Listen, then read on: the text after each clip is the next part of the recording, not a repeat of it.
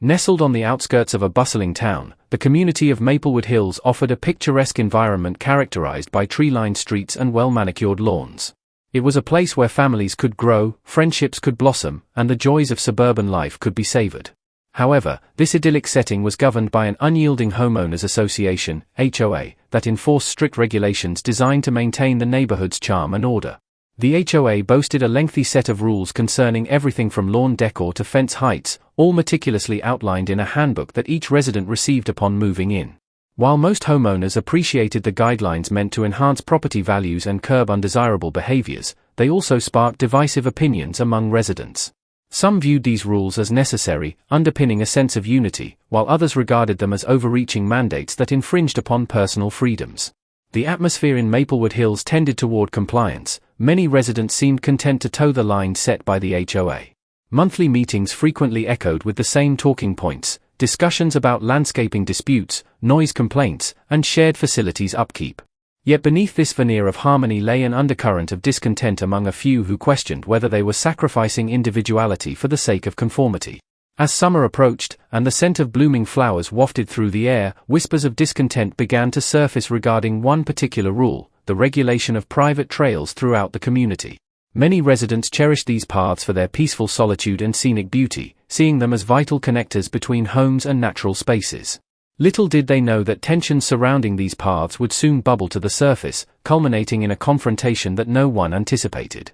This gradual shift in perspective was about to converge on one capable but confrontational resident, who would come to be known as HOA Karen. In the heart of Maplewood Hills, one resident stood out not for her kindness or community spirit, but for her unyielding adherence to the HOA rules. Known to everyone as HOA Karen, she had become the unofficial enforcer of the neighborhood's regulations, embodying a strict and controlling attitude that often left her neighbors feeling stifled. With a clipboard in hand and an eagle eye for any perceived infractions, Karen relished her role, taking it upon herself to maintain the order she believed was essential to the community's charm. Sporting her signature bob haircut and a penchant for oversized sunglasses, HOA Karen made her presence known at every HOA meeting. She would often be the first to raise concerns about lawn decorations that strayed from the approved aesthetic or fences that dared to exceed the prescribed height. Her voice, sharp and unwavering, echoed through the meeting room as she passionately defended the rules, asserting that they were not just guidelines but sacred tenets meant to uphold the neighborhood's integrity. Despite her rigid demeanor, there was an underlying vulnerability to Karen. Her own home sat at the far end of the cul-de-sac, where she had invested significant time and energy into landscaping and renovations. Perhaps it was her desire to safeguard her investment that fueled her obsessive policing of others.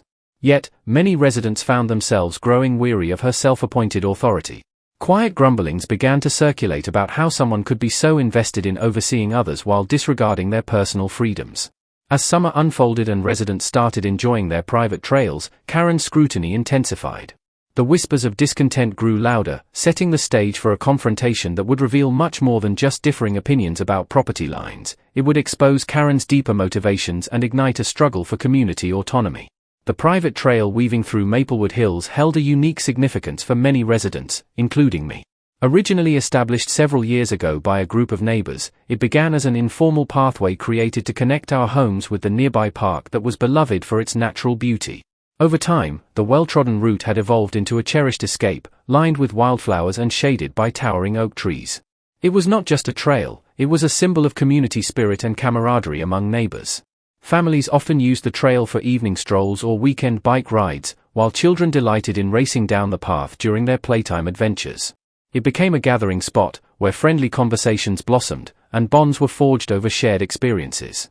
I could still picture the laughter of kids playing tag and the soothing sounds of rustling leaves as adults shared stories about gardening tips or neighborhood happenings. The value of the trail extended beyond its physical presence. It represented our desire for connection with nature and each other. Some residents had even participated in monthly cleanup efforts, painting the trail as a canvas of community pride where we took turns planting seasonal flowers and maintaining its natural charm. However, as HOA Karen's scrutiny of our collective space intensified, so did our feelings of attachment to the trail. We realized it was more than just a convenient path. It became a battleground for our autonomy against her rigid enforcement of HOA rules. As she eyed our beloved pathway with suspicion, we found ourselves facing an unexpected challenge. We needed to stand together to protect something that intrinsically belonged to all of us, a slice of freedom within our otherwise regulated lives. As summer flourished, so did our resolve to defend this treasured communal asset. It was a sun-drenched Saturday afternoon when HOA Karen decided to confront me about the trail, her demeanor as sharp as the shadows cast by the oak trees. I had just returned from a pleasant stroll along the path, my mind still lingering on the laughter of children and the rustling leaves that marked another warm day. Suddenly, I spotted her approaching, clipboard firmly in hand, an expression of righteous indignation etched across her face. "Excuse me," she called out, her voice cutting through the tranquility. "I need to talk to you about that trail." I could feel a knot tighten in my stomach. "What's wrong with it?" "It violates HOA regulations," she declared, her tone dripping with authority. "That trail is not officially sanctioned by the association, and I'm afraid you've been using it without permission." I blinked in disbelief, taken aback by her audacity. "But it's a trail created by us, by everyone who lives here. It connects our homes to the park, it's been in use for years." Karen huffed, adjusting her oversized sunglasses as if preparing to deliver a serious lecture. "Regardless, there are rules. If any structure or pathway isn't documented and approved, it's not allowed. You're endangering our property values and the aesthetics of our community." Her words hung in the air like an unwelcome storm cloud. Although I'd always known her to be a stickler for rules, this felt like an overreach. "You don't own that trail," I protested, trying to keep my voice steady. "It belongs to all of us." Despite my objections, Karen was unfazed. With a wave of her clipboard, she informed me that she would be bringing this issue up at the next HOA meeting. It was clear this was just the beginning of a larger battle over what had always felt like a shared treasure among friends. As she walked away, I knew we were about to enter a fight not just for the trail, but for our sense of community itself. The days following my confrontation with HOA Karen were filled with a tense undercurrent that rippled through Maplewood Hills. Each time I stepped onto the beloved trail, I felt her eyes upon me, lurking behind her sunglasses like a hawk waiting for a misstep. It was as if our peaceful haven had transformed into a battlefield, with Karen determined to assert her authority over a path that had always belonged to us. At the next HOA meeting, I braced myself for the inevitable showdown. The air was thick with anticipation as residents gathered, some whispering about the trail, others exchanging glances filled with curiosity about how I would confront Karen's claims. When the moment came, she stood up with her clipboard in hand, flipping through pages as if they contained the very essence of community law. "I have a serious concern," she began, her voice ringing out in the crowded room.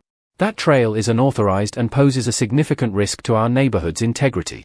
We cannot have paths that are not approved by the HOA." I felt my blood boil at her words. "It's not just a path, it's a lifeline for our community. We created it together, and it's been enjoyed by everyone here for years." Karen's expression hardened, and she leaned closer to the microphone. "I understand your attachment, but rules are rules. If we allow one exception, where does it end? We could have people creating paths all over the place." Her logic twisted the knife deeper. It wasn't merely about the trail, it was about control, the kind that suffocated individuality and stifled the community spirit we had nurtured. A few heads nodded in agreement with her, while others shot looks of disbelief my way, showcasing the divide her actions were creating.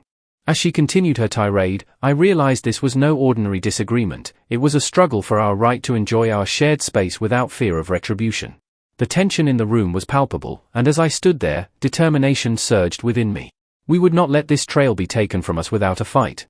As the fallout from the HOA meeting settled, murmurs of support for the trail began to ripple through Maplewood Hills. Neighbors who had previously maintained a quiet distance started to rally around the idea of defending our community path. At first, it was subtle, a few friendly faces stopped by to chat during evening walks, sharing their thoughts about the trail and Karen's claims. Then, things began to change in earnest. One evening, I received a knock at my door. It was Mrs. Thompson from 2 doors down, her golden retriever wagging its tail excitedly at my feet. "I heard about what Karen said," she said, a determined gleam in her eye. "We need to stand up for that trail. It's not just yours, it belongs to all of us." Her words ignited a spark of hope. Soon, groups of residents began gathering on the trail after dinner, their laughter blending with the sounds of nature surrounding us. We shared stories and memories tied to this cherished pathway, creating flyers highlighting its importance and gathering signatures in support. Slowly but surely, neighbors came forward to express their experiences, parents recalling picnics near the park, children detailing adventures on the trail, all reinforcing its significance as a communal space. As our collective resolve strengthened, we organized a meeting to discuss our next steps. Chairs were pulled together in my backyard one warm Saturday evening, with neighbors brainstorming how to challenge Karen's assertions without escalating tensions further. Voices grew louder in agreement as we mapped out our plan. We would attend the next HOA meeting as a united front, emphasizing that the trail was a beloved tradition, integral to our way of life. The camaraderie was palpable. It was more than just a physical space we were fighting for, it was a symbol of our community's heart. With each passing day, I could feel the spirit of togetherness solidifying among us, reinforcing the shared determination that we would not let HOA Karen dictate our enjoyment of our own neighborhood. As the date of the next HOA meeting approached, I took it upon myself to delve deeper into the HOA bylaws, eager to clarify the regulations regarding community paths and property lines. Armed with determination, I set up a makeshift office at my dining room table, surrounded by stacks of papers, laptop open, and a highlighter in hand. After retrieving my copy of the HOA handbook from its dusty spot on the shelf, I began poring over every page. I quickly discovered that the document was dense with legal jargon and clauses meant to uphold property values while governing shared spaces. However, amid the convoluted language, I focused on sections detailing common areas and how they were defined, specifically looking for rules about pathways within the community. Was this trail truly unauthorized? The more I read, the more questions arose regarding ownership and responsibilities for maintenance. In search of clarity, I reached out to a few residents who had been around longer than myself. Mr. Jensen, a retired lawyer living nearby, graciously invited me over for coffee one afternoon. As we sat on his porch overlooking his meticulously kept garden, he recounted how the trail came to be established years ago when neighbors collectively agreed to create a pathway between their homes and the park. It's always been a community space, he emphasized, not something anyone can lay claim to. With newfound insight and encouragement from Mr. Jensen's anecdotes, I returned home motivated to compile our findings into an organized presentation. This would serve not just as evidence for our argument against Karen's claims but also as a way to empower our community at the upcoming meeting. Our collective history was bound together by more than mere regulations. It was a shared legacy worth fighting for, one rooted in connection and unity rather than division. With each piece of information collected, my resolve grew stronger. Karen's unwarranted control over our cherished trail would soon be challenged with solid facts and a united front. The night of the HOA meeting arrived, and the atmosphere buzzed with tension and anticipation. Residents filled the small community center, transforming it into an arena where voices would rise and opinions would clash. I could see familiar faces scattered among the crowd. Some had come to show their support for the trail, while others stood by Karen, ready to back her claims. As the meeting commenced, HOA Chairman Mr. Collins called for order, glancing from his notes to the sea of hopeful and anxious faces. "We're gathered here to discuss recent concerns regarding the unauthorized trail in our community," he announced, setting the stage for what felt like an impending showdown. Karen was the first to speak, her confidence radiating as she laid out her argument. She highlighted various HOA bylaws that, according to her interpretation, supported her claim that the trail was unauthorized. "This pathway poses risks to our property values and dilutes our neighborhood's aesthetic appeal," she asserted, her voice unwavering as murmurs of agreement rippled through her supporters. When it was my turn, I stepped forward, heart racing but resolve firm.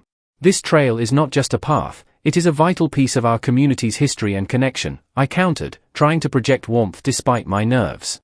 I shared anecdotes from neighbors about how the trail had fostered friendships and family gatherings over the years. "It is our collective responsibility to honor and protect it," I urged. Residents began chiming in, sharing their own experiences, stories of parents watching their children play and couples taking evening walks. The camaraderie blossomed as voices rose in solidarity, creating a palpable sense of unity among those who had once been mere acquaintances. However, not all were swayed. Some residents voiced their support for Karen's stance, worried about precedents being set regarding property ownership and regulation. Yet the room felt charged with a collective determination to fight for our shared space. As the meeting drew to a close and tension simmered, it became clear that this confrontation was far more than a simple dispute. It represented our right to enjoy our neighborhood as a community without fear or overreach. We left that meeting knowing we needed to continue standing together if we were to reclaim that bond we cherished so deeply. As the conflict over the trail unfolded, I began to reflect on HOA Karen's motivations and what truly drove her to assert such rigid control over our community. While she presented herself as a staunch defender of property values and neighborhood aesthetics, it became increasingly clear that her actions stemmed from deeper, more personal beliefs about order and conformity. Karen had lived in Maplewood Hills for nearly 2 decades, long enough to cultivate a sense of ownership over its rules and regulations. Her home, meticulously landscaped to fit within the HOA's guidelines, stood as a testament to her commitment to maintaining the neighborhood's image. However, I couldn't help but wonder if her obsession with control was also rooted in a need for validation, a desire to feel important and influential among her peers. In her mind, enforcing the rules was not just about protecting property values, it was about exerting authority in a world she may have felt was slipping away from her grasp.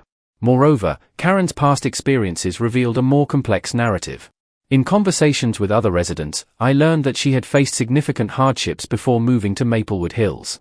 Some described how she had once lived in a chaotic environment where boundaries were often crossed, leading to a longing for order in her new life. This history may have fueled her belief that strict adherence to rules was essential for security and stability, but it also blinded her to the importance of community spirit and individuality. While she viewed the trail as a potential threat to our neighborhood structure, many of us saw it as an embodiment of our collective identity and shared history. This fundamental clash between Karen's desire for regulation and our yearning for connection highlighted the heart of our struggle. As I pondered this dynamic, it became evident that we weren't just fighting against one woman's authority, we were advocating for a vision of community that embraced both rules and the warmth of neighborly bonds. Understanding Karen's motivations provided clarity. It was time to engage not only in defending our trail but also in fostering an open dialogue that might bridge the gap between her fear-driven perspective and our collective desire for community. After weeks of debates, frustrations, and shared experiences, the community gathered once more to pursue a resolution regarding the trail.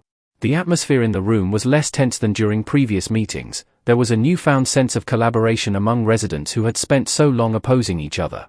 This time, as we convened in the community center, the goal was not simply to defend or attack but to find a way forward. The meeting began with Mr. Collins facilitating an open discussion, encouraging attendees to voice not only their concerns but also potential solutions. I proposed the idea of establishing designated community paths, some officially recognized by the HOA while still preserving our cherished trail. Many neighbors nodded in agreement, seeing this compromise as a way to honor both individual desires and community standards. Karen, sitting at the far end with her clipboard poised, initially resisted any suggestions that seemed to undermine her authority. However, as other residents began chiming in with support for my proposal, she reluctantly shifted her stance. One neighbor suggested that clarifying responsibilities for maintenance and ensuring that all trails would adhere to certain aesthetic guidelines could address Karen's concerns about property values. To strengthen our case, we agreed to draft a petition outlining our vision, a committee tasked with overseeing trail usage and compliance with HOA standards while ensuring that our community spirit remained intact. We discussed how simple signage along the path could delineate its purpose as a communal space without infringing on homeowners' rights. As the discussions unfolded and compromises blossomed, it became evident that finding common ground required understanding each other's motivations. By recognizing that Karen's need for order didn't have to clash with our desire for connection, we stepped closer to creating a balanced approach that respected everyone's interests. By the end of the evening, a tentative agreement formed among us. We would present this new framework at the next HOA meeting. It felt like a victory not just for our trail but for our entire community. We had turned an adversarial situation into an opportunity for unity and progress, a reminder that even amidst conflict, empathy can pave the way for understanding and collaboration. In the weeks following our resolution regarding the trail, the atmosphere in Maplewood Hills shifted dramatically. The conflict had not only ignited a fierce passion among residents but also fostered relationships that had once been mere acquaintances into genuine friendships. Neighbors who previously exchanged only polite nods now came together for potlucks and community cleanup days, their laughter echoing along the trail we had fought so hard to protect. The compromise we reached was a testament to our collective strength. The newly formed committee, responsible for overseeing the trail's usage, not only established clear guidelines but also invited input from all residents, ensuring that everyone felt valued in the decision-making process. Meetings became lively forums where ideas flowed freely, transforming the trail into a symbol of collaboration rather than contention. Karen, too, underwent a noticeable change.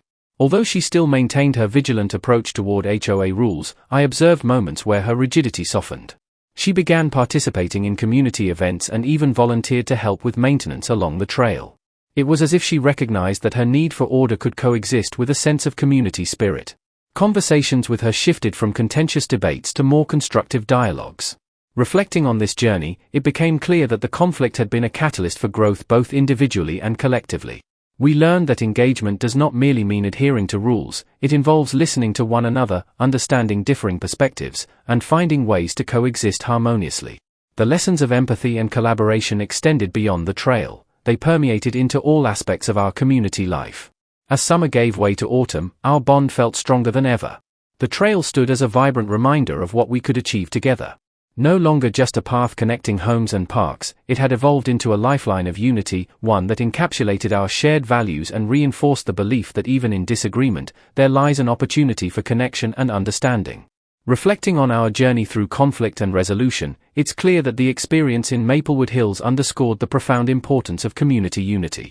Standing together as neighbors enabled us to navigate differences and emerge stronger, reinforcing the idea that shared spaces are vital not just for physical connection but for nurturing relationships among residents. The trail, once a point of contention, became a unifying force that reminded us of what we could achieve when we listened to one another and worked collaboratively. It served as a canvas upon which we painted our collective values, friendship, cooperation, and mutual respect. The compromises we reached not only addressed Karen's concerns but also validated the desires of those who cherished the trail as an integral part of our lives. This delicate balance highlighted that differing opinions can coexist when rooted in understanding and open communication.